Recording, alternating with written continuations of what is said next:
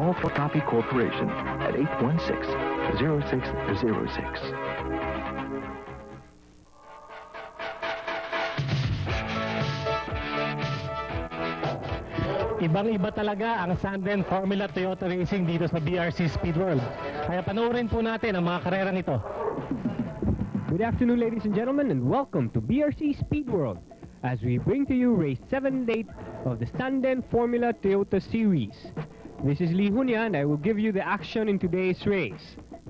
For our grid position, on pole we have the number 7 car of Mark Goddard of the Team Total Toyota Alabang with a time of 1:16.859.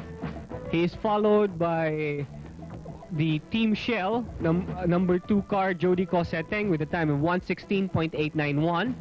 On third, we have number 6 car of Edgen Diliaco of the Team Total Toyota Alabang with a time of 1:16.979. On fourth, we have number 1 car, our last year's defending champion for the Formula Toyota Series, Pepon Marave, with a time of 1:17.197. On fifth, we have the number 25 car of JP Tuazon with a time of 1:17.337 of the Toyota Balintawak Otis team. Sixth is his teammate, number 26 car of Jules Ledesma with a time of 1:17.990. And seventh on the grid is the number 5 car of the Team Total Toyota Alabang, Richard Hosson, with a time of 1:17.994. We can see from the times of our drivers na bumibilis ang kanilang pagmamaneho. So if you can see that the top 3 positions right now are doing times of 1:16, and the remaining half of the grid is doing times of 1:17. So makikita natin magkakalapit itong mga drivers natin. So we see the green flag. We're going to have our start. And waiting for we have the green light. Mark Goddard going in the inside. Jody Coseteng beside him. He takes a turn first. Contact with Edgen Diliaco, and Pepon Marave goes out. Pepon Marave is out. Let's see if he's able to recover and get back into the race. Yes, he is. He's going back into the race, but he's left behind by the pack. He's left behind by the pack as we see the fast intervention car waiting for him. And we see now the car of Mark Goddard, Edgen Diliaco, JP Tuazon. He is followed by Richard Hosson, and who's that last? Jules Ledesma. And I think that's the car of Jody Coseteng. He is crawling through the tracks, so he must be experiencing some problems. Remember that he had contact with Edgen Diliaco. As we see the cars of the Team Total Toyota Alabang, Mark Goddard, followed by teammate Edgen Diliaco, and on third we have JP Tuazon, Richard Hosson, and Jules Ledesma. So you can just see the blistering pace that the cars are going through. Mark Goddard entering the Shell advanced turn as they go into the straight. So it's still Mark Goddard. Makikita mo how hard they're going through the corner.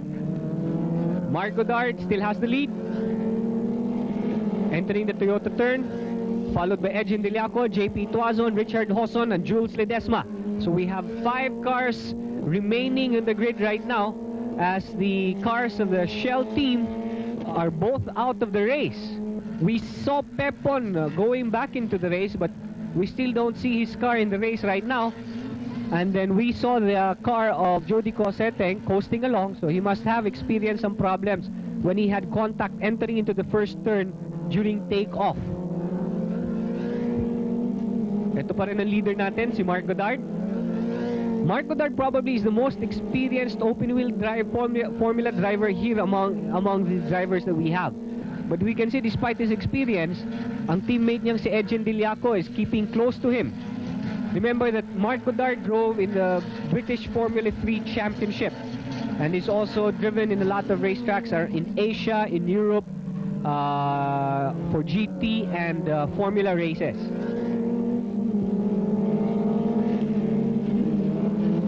We see that the car of Jules Ledesma of Toyota Otis. Makikita natin ang kotse ng Balintawak at saka Otis, nagbago na sila ng kulay. They are now sporting a white, blue, light blue, and dark blue colors. And so far, the cars of the Toyota Balintawak Otis team has been showing very good times. They now have a Tom's engineer, Mr. Adachi, helping them out with the setup of the car. Dito sa Formula Toyota, ang pinaka-critical nito is setting up the suspensions right.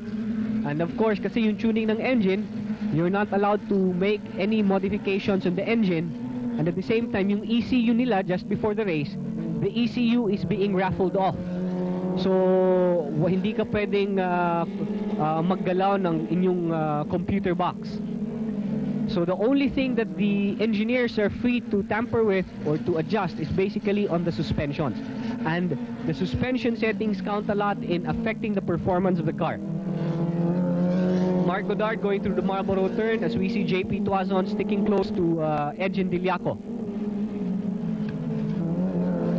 Mark Goddard followed by Edge and Diliaco. JP Tuazon staying close. Let's see if he's able to position himself for a pass here on the straight.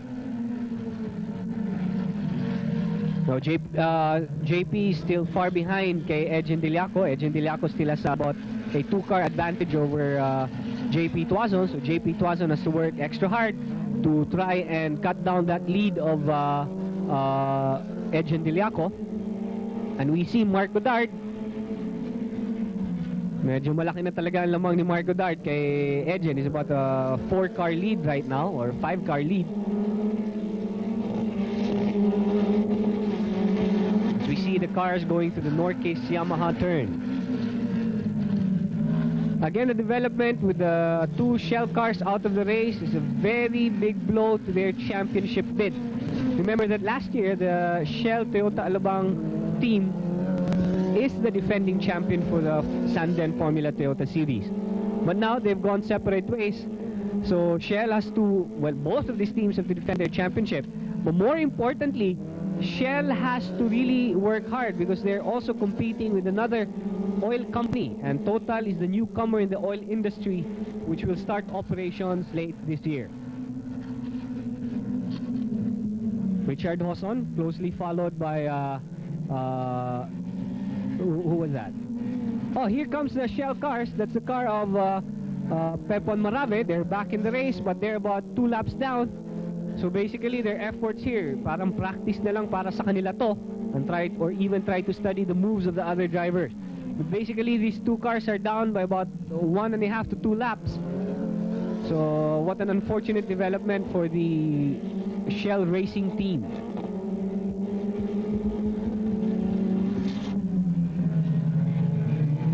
We see our number 1, 2, 3 cars. Mark Goddard on the lead, followed by Edge and Diliaco, as we see JP Tuazon. By this time, ang mga goma ng mga ating mga race cars, remember that they're using Avon Sleek tires designed to provide more grip as the tire heats up. So at this point in the race, you can expect an improvement on the times, and basically right now, ang traction ng mga drivers natin nag-i-improve as their tires are heating up right now. This is our leader, Mark Goddard, followed by Edge and Diliaco and JP Tuazon. JP Tuazon, medyo staying close to Edge and Diliaco, as we see there the cars of Judico Seteng and Pepon Marave chasing down the cars that are number 4 and 5 cars. Here they come through the Toyota turn.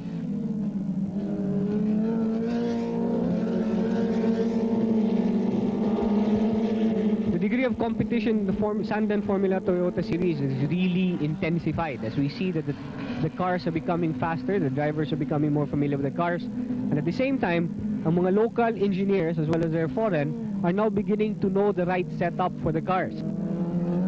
All of these cars are being built by Van Diemen of England, one of the leading manufacturers of Formula cars, and they make a lot of Formula Fords and for the Formula Ford series in the UK. Still our leader, Mark Goddard. We see Edge and Diliaco being closely followed now by JP Tuazon. JP Tuazon has managed to cut down the lead of Edge and Diliaco a little bit. Entering the straight. If you would compare the pace of these cars compared to, let's say, the Group N or the Corolla Cup, you can see that these cars are going through the turns a lot more faster. But you have to remember that these cars are purposely built for this kind of racing. But again, as the drivers get to familiarize themselves with the car, they know the proper braking line, how hard they should brake, they're going to be a lot faster in terms of their speed through the racetrack. And already we're beginning to see times of 116, whereas before, the fastest times would be in the 117s, 118 ranges. So by the end of the year, it won't be surprising if we see times of 115s. That's a car of Richard Hosson being closely followed by Jules Ledesma, as we see the car of Jody Cosseteng trying to take the inside of Jules Ledesma. This is our leader of the Total Toyota Alabang team, followed by Edgen Diliaco, JP Tuazon.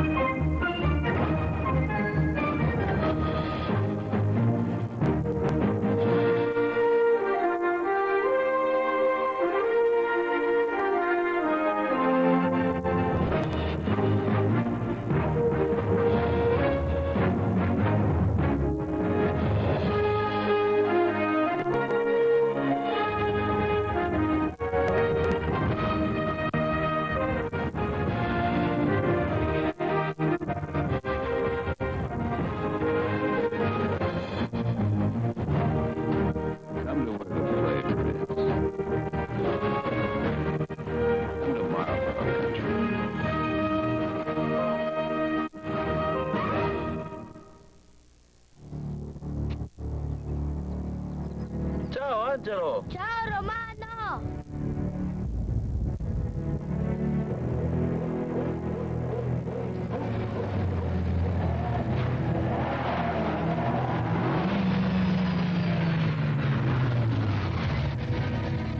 Only one fuel is allowed inside Ferrari. Aboard the boys na! Aboard the boys na! San Miguel Beer 9 pesos na! Itodo buhos ang tunay na sarap! Aboard the boys na! Aboard the boys na! San Miguel Beer 9 pesos na! Todo bigay ang tawanan! Aboard the boys na! Aboard the boys na! Aboard ng buong barkada! Ngayon, 9 pesos na lang nationwide ang San Miguel Beer! 9 na! Good! Hirit pa!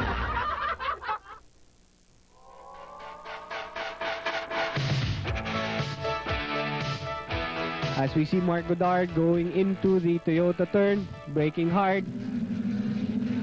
taking that turn, followed by Edgen Diliaco and JP Tuazon. Ito naman nakikita natin ang ating second pack, led by Richard Hosson, followed by Jules Ledesma, followed by the number 2 car of Jody Cosseteng, the number 3 car of Pepon Marabe. So you have to remember again that the Shell cars are down by about a couple of laps.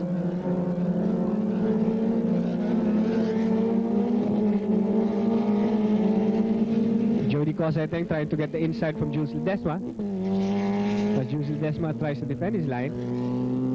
Entering the Norquist Yamaha turn, it's still Richard Hosson on 4th place, followed by Jules Ledesma. Makikita natin si Jody Cosseteng trying to get the inside, as we see our leaders again negotiating the Yamaha turn.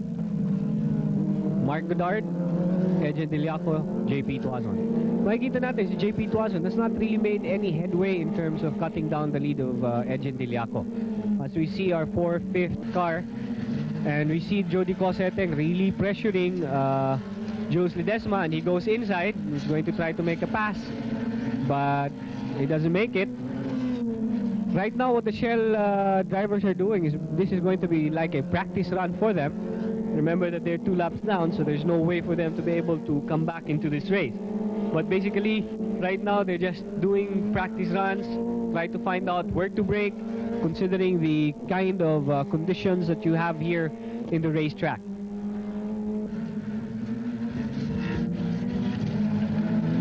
Yan pa rin ang second pack natin, led by Richard Hosson, Jules Ledesma, Jody Coseteng and Pepon Marave. They're now going through the Northeast Yamaha turn. No changes in the lead. So makikita natin si Jody Coseteng talagang dumidikit siya kay Jules Ledesma, and he's going to manage to take the inside from Jules Ledesma as Pepon Marave goes into position and try to pass Jules Ledesma as well. And we see our number 1, 2, 3 cars here. Makikita natin si Pepon Marave closely following Jules Ledesma.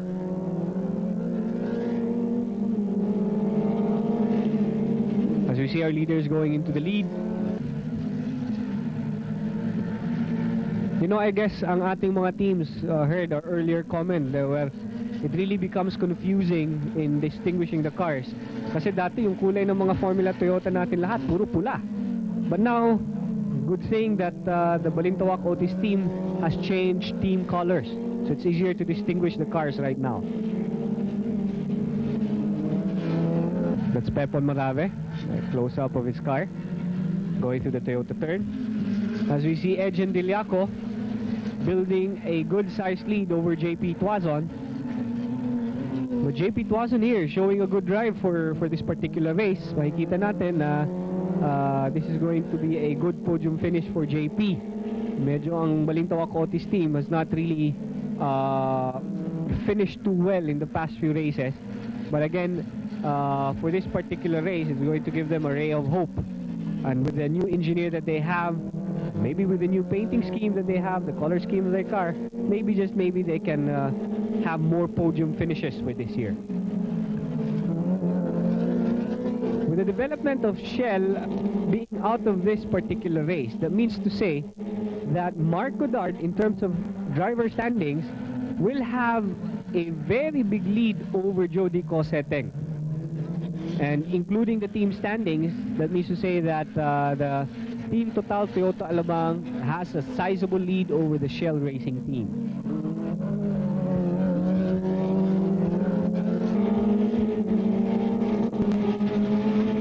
We see our leaders. And now Richard Hosson being hounded by Jody Coseteng as we are now in our 12th lap, as Pepon Marave is also sticking close to Jules Ledesma.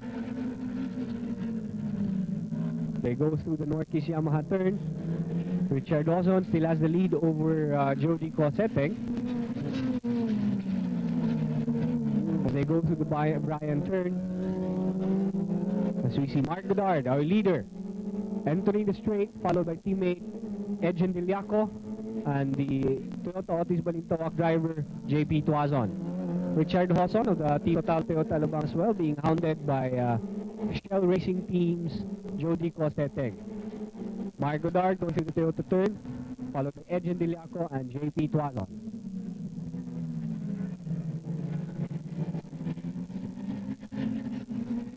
Right now, the track condition we have is yung ating skies medyo overcast. Jody Coseteng going to make a pass on Richard Hosson, and he succeeds in doing so. Makikita natin how hard he braked during that maneuver.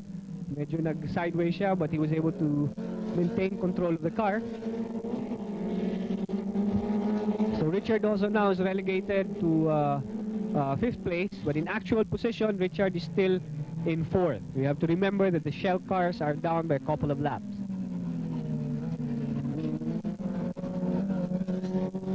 During the first race, the first lap of this race, Pepon Marave spun out and Jody Coseteng had contact with Edgen Diliaco, forcing them to pit in to do some minor repairs on the car. But we see that the cars are back and it's performing very well. Makikita natin ang ulap medyo makapal. So right now the track condition is medyo malamig ang racetrack nito. So it's going to take some time for the cars to really heat up their tires. And we saw there the car of Pepon Marave going out a little bit, overshooting that corner. As we see our leader, Mark Goddard. And our second pack, Jody Coseteng, Richard Hosson, Jules Ledesma, and Pepon Marave.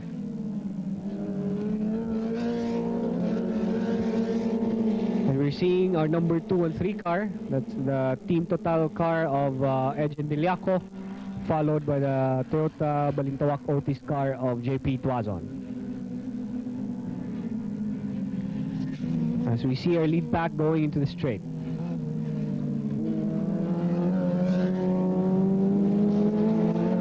Absent for this particular race is Jojo Silverio, Mike Potenciano, and Richard Hele and the Morisawa racing team. So we have a total of 4 cars out of this race. So hopefully we hope that these 4 cars will be back for our race 9 and 10. For the Sanden Formula Toyota Series, we will still have 4 races to go for this year. And the races will end in November. So Shell still has a chance to come back. And although Alabang, Team Total Alabang has a good lead over Shell, they have to be very careful to make sure and finish all the races. They cannot afford a DNF, otherwise Shell would have a good chance of getting back into the points.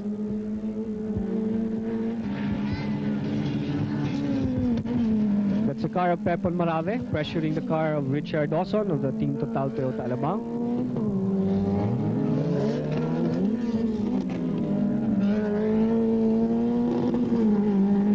To the Bryan turn, we see the car of Jody Coseteng negotiating the Marlborough turn, and side by side is the car of Richard Dawson. They come into contact. Pepon Marave, Richard Dawson on the outside. Pepon Marave clips the rear right tire of Richard Dawson. The car of Richard Dawson is badly damaged, and we see the car of Pepon Marave also coasting along. He must have sustained some damage to his front tire, as we see Mark Godard taking the checkered flag. He is followed by teammate Edge and Diliaco and JP Tuazon of the Toyota Otis Balintawak racing team. So that was an unfortunate incident there with Richard Dawson. Last lap na, and basically the Shell cars were already down by a couple of laps. So there was really no need for this to happen. So sayang. So we see there Richard Dawson getting out of the car and inspecting the damage on his car. Medyo yung rear suspension arms niya was really bent. We could see that the cars or the tires, the suspension arms are bent. So this is going to require a major repair work on his car, and he would be listed maybe as a doubtful starter for race 8. So there you have it, ladies and gentlemen. A 1-2 finish for the Team Total Toyota Alabang, courtesy of Mark Godard and Edgen Diliaco, followed on third by the car of JP Tuazon.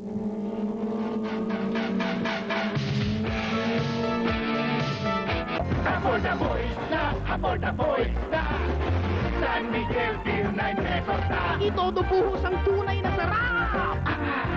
For the boys na, for the boys na, San Miguel Beer 9 pesos na. Todo bigay ang tawanan! For the boys na, for the boys na, for the buong barkada. Ngayon, 9 pesos na lang nationwide ang San Miguel Beer. 9 na.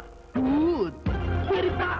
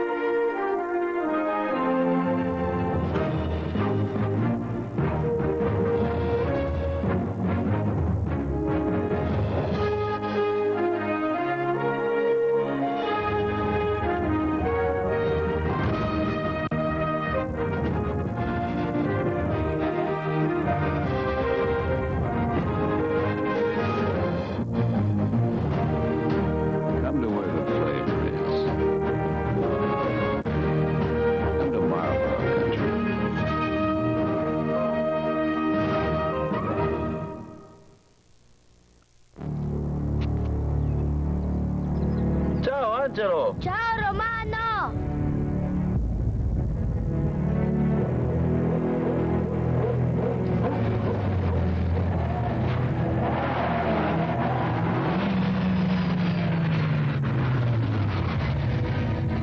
Only one fuel is allowed inside Ferrari.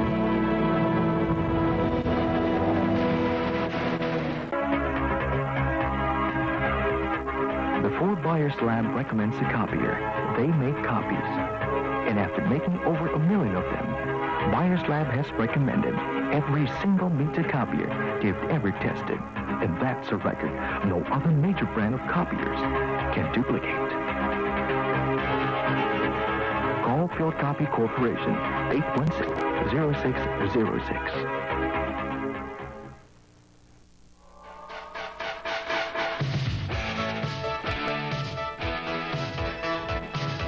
Good afternoon, ladies and gentlemen. This is Race 8, the Tandem Formula Toyota Series. And midday today, there was a downpour. So makikita natin ang ating racetrack ngayon basa. So this is definitely going to affect how the teams are going to set up their cars. And even here, although the track condition is wet, it was not declared as a wet race by the clerk of course. So here the drivers have the option to use either rain tires or slick tires. Dito makikita natin sa ating mga drivers, si Jody Coseteng is the only car right now utilizing a slick tire.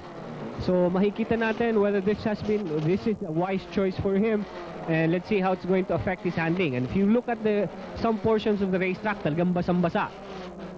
Okay? So in terms of the grid position, on first is JP Tuazon with a time of 1:16.379. This is a record time for the Formula Toyota Series. And let's see if JP is able to maximize this. Number 2 is number 7 car of Mark Goddard with a time of 1:16.508. Number 3 is number 6 car Edgin Diliaco with a time of 1:16.856. Followed by the number 2 car of Jody Coseteng on 4th with a 1:16.866. 5th is number 1 Pepon Marave with a time of 1:17.007. 6th is number 5 car Richard Hosson with a 1:17.855. And last is number 26 car of Jules Ledesma with a time of 1:17.916. So makikita natin ang ating mga kotse na ayos na ang ating mga marshals na grid. Kung makikita ninyo yung mga kotse sa bandang kaliwa, umiiwas sila sa mga portions na basa for takeoff. Now, Jody Coseteng is right now in 4th. So he is on the right side of the track. You can see him there. And he is the only one using slick tires. So tingnan natin ang kanyang takeoff. We have the green flag. Jody's already starting to move. So mukhang nag-jump start si Jody. Jules going outside. JP Tuazon had a very slow start. So hindi niya nagamit ang kanyang position sa pole. He's able to tuck in into 4th. So ang positions natin ngayon, we have the car of Mark Goddard. He is followed by Pepon Marave, followed by Edgin Diliaco, JP Tuazon, Richard Hosson, Jody Coseteng, and Jules Ledesma. So yan ang ating order ngayon sa pack as our cars enter the Norquist Yamaha turn. We see the car there of JP Tuazon. He is closely following the car of I think that's Pepon Marave on 3rd. So second ngayon si Edgin Diliaco. Going into the Bryan turn, makikita natin yung mga puwetan ng mga sasakyan nakailaw. Those are basically running lights, no? Para nakikita ng kotse sa likod. Because you have to remember that they're basically kicking a lot of spray. Pepon Marave overtaking the car of Edgin Diliaco. Edgin Diliaco fights back. He takes the inside. Will he manage to hold second place from Pepon Marave? No, Pepon Marave is still in second. And Edgin is in third. JP Tuazon on 4th. Richard Dawson in 5th. 6th is Jody Coseteng. And on the last, we have Jules Ledesma. They're now entering the Toyota turn. Edgin goes out. Pepon is on the inside to defend his line. Goes out a little bit. Makikita natin, mga portions ng track talagang basang-basa. So this is really going to affect Jody Coseteng's car, he's the only one utilizing a slick tire. But you have to remember in the Group N series last year, where in one race in particular, Natavude was the only one using slick tires and everyone was using rain tires. And since it's not raining anymore, may posibilidad na tumuyo ang track and he may be able to catch up with the pack towards the end of the race. Entering the Bryan turn. It's still the same position. Mark Goddard on first, of the Team Total Toyota Alabang, followed by Team Shell's Pepon Marave, and Team Total Toyota Alabang's Edgen Deliaco on third. Fourth is JP Tuazon, closely trailing Edgen Deliaco, and on fifth we have Richard Hoson. Sixth is Jody Coseteng, and seventh is Jules Ledesma. So makikita natin, Jody Coseteng's handling is severely affected by his choice of tires. So he is right now lagging behind of the leaders. He is right now on fifth place. And let's see if the track dries out enough so that he's able to come back. Jody Coseteng, and behind is Jules Ledesma. And there we see Mark Godard. Makikita mo, medyo slippery talaga ang conditions ng track. Pepon Marave, followed by Edgen Deliaco on third, and JP Tuazon on fourth, negotiating the Northeast Yamaha turn. Pepon Marave building a good-sized lead over Edgen Deliaco. Let's see if he's able to manage to cut down the lead. Pepon goes out, overshoots the corner, he goes up the tire barrier. Oh boy, what a development for Pepon Marave. He spun out on race 7, and now for this particular race again, he overshoots the Brian turn. And so makikita natin ang kotse ni Pepon Marave nakaakyat sa mga gulong. Sayang, and he was already running second. We see the marshal coming in, and he moves the steering wheel so that he's able to go out. He looks at the car. What a disappointing day for Pepon Marave, ladies and gentlemen, our defending champion for the Sandan Formula Toyota Series. As we see the number 2 car, Edgen Deliaco, and now JP Tuazon moves up to third. And we see there the car of Richard Ozon, medyo twisting a little bit. Mark Godard. Makikita mo kung gaano kadulas ang racetrack, no? When Mark Godard takes that curve going down, makikita mo that his tires go on a four-wheel drift. Now, these rain tires are made of softer compound compared to slick tires, and they are grooved. Ang problema mo sa rain tires is that when the tires or when the track dries out, these tires heat up faster, and if it heat up too much, then you're definitely going to lose traction. And I think Jody Coseteng is making a gamble that the racing line on the racetrack is going to dry out midway through this race, so that he's able to go back into a fighting position in the grid. But you can see that the lead of Richard Hoson, who is in fourth, is quite big against Jody Coseteng. So it's really quite questionable just how wise his decision in changing tires was, in using slick tires. So we can see our leader, Mark Godard, really pushing hard. He has a very big lead over the number 2 car of Edgen Deliaco. We see Edgen now just entering the straight, followed by JP Tuazon and Richard Hoson. That's the car of Jody Coseteng, followed by Jules Ledesma. Makikita mo, pag tatama siya sa kantong yon, his rear tires drift out a little bit. Si Edgen, the way he takes his particular